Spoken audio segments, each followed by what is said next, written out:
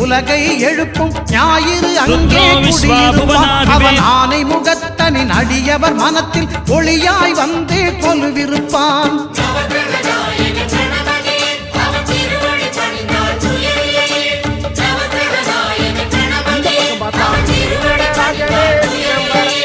ஒன்பது கோளும் ஒன்றாய் காண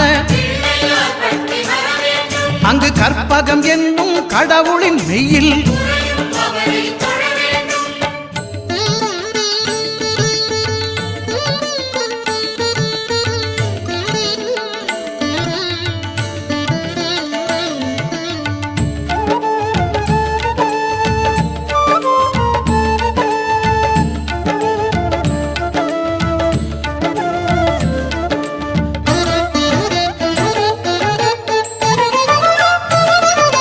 திங்கள் பகவான் திருமுகம் காண